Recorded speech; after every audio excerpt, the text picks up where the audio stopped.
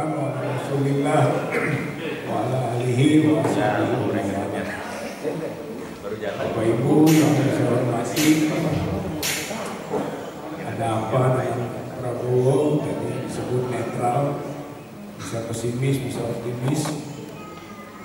Kalaupun saya atau beberapa pandangan diawali dengan pesimis, sebetulnya adalah dalam rangka supaya menjadi tazkirah atau menjadi peringatan agar berikutnya atau sikap Prabowo dalam memerintah ini menjadi baik.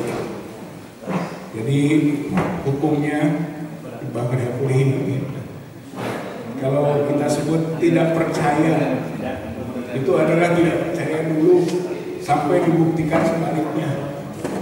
Ya, mudah-mudahan pembuktian itu terjadi.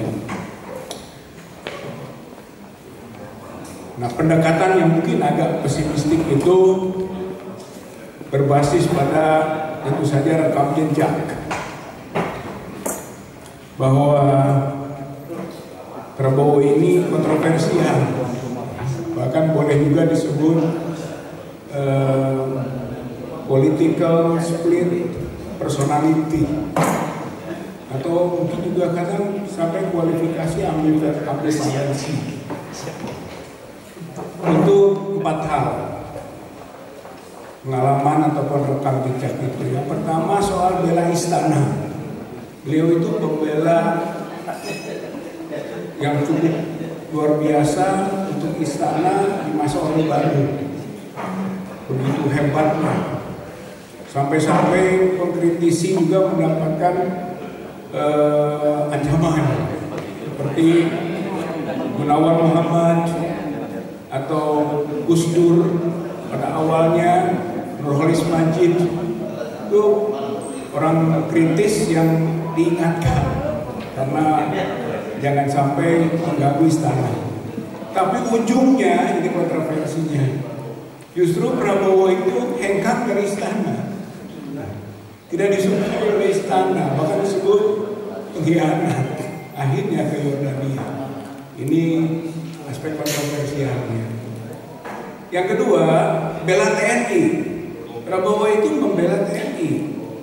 Sampai di dalam buku Sintong Panjaitan itu dinyatakan bahwa ada rencana kudeta LB Murdani, kudeta militer, dan begitu kerasnya Prabowo mengingatkan itu, walaupun nanti ternyata itu salah, tidak terjadi.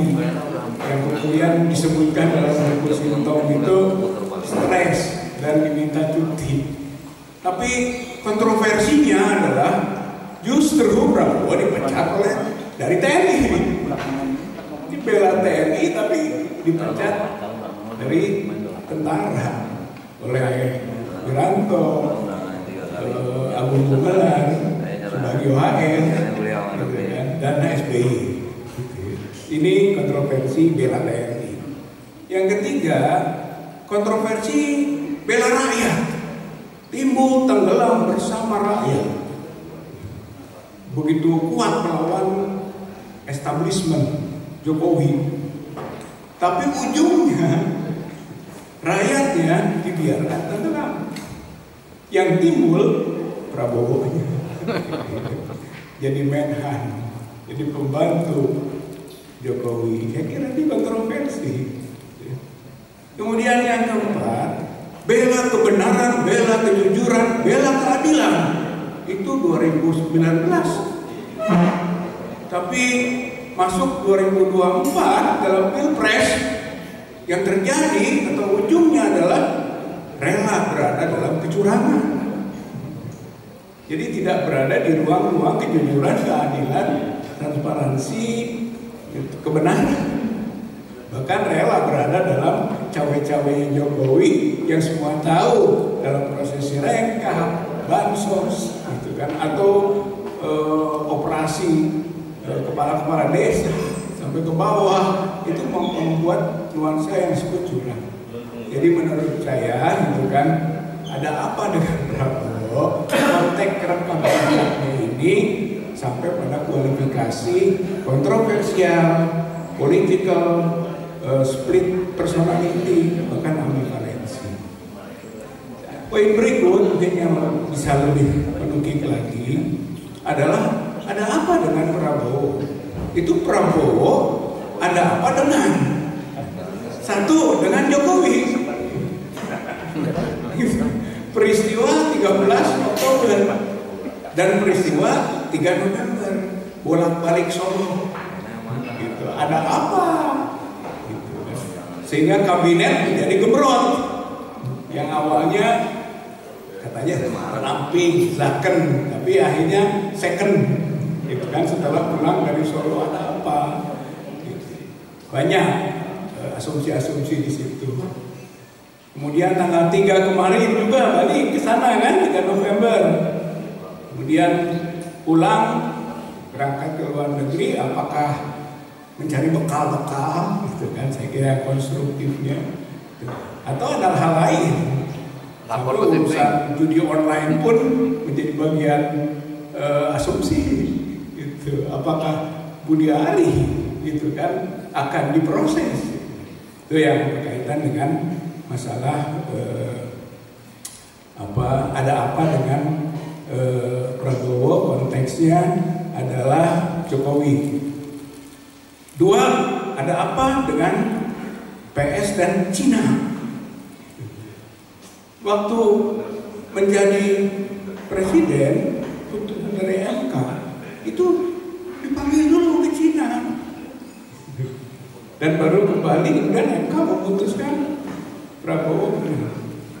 Sekarang setelah dilantik pertama datang ke Cina, bahasa beliau dalam pidatonya ke Cina itu diundang. Kalau menurut saya dipanggil. Beda dengan ke Amerika, ke Inggris. Kalau ke Amerika, ke Inggris, kunjungan kehormatan. Jadi ada apa konteks Cina ini? Yang ketiga, sebelumnya keempat. Yang ketiga, ada apa Prabowo dengan naga-naga? Karena ada kasus PIK 2 dan BSD yang keluar pernyataan bahwa tidak ada negara dalam negara dan tidak ada perubahan eksklusif.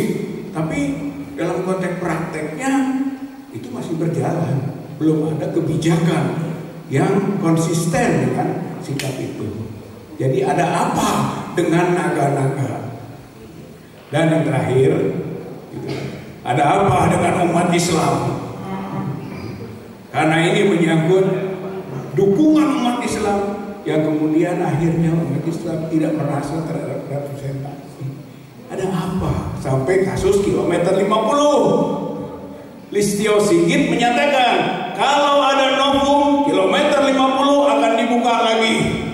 Dan Listio Sigit masih menjadi Kapolri sekarang. Maka sudah seharusnya Prabowo menjalankan pernyataan itu. Buka lagi kasus kilometer 50. Novumnya sudah ada. 3 sekurang-kurangnya novum itu. Soal acai CCTV, soal supir mobil derek yang di kilometer 51 tidak terjadi apa-apa.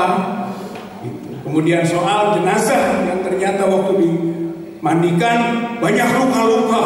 Saya kira itu novum. Dengan novum kilometer 50 harus dibuka kembali.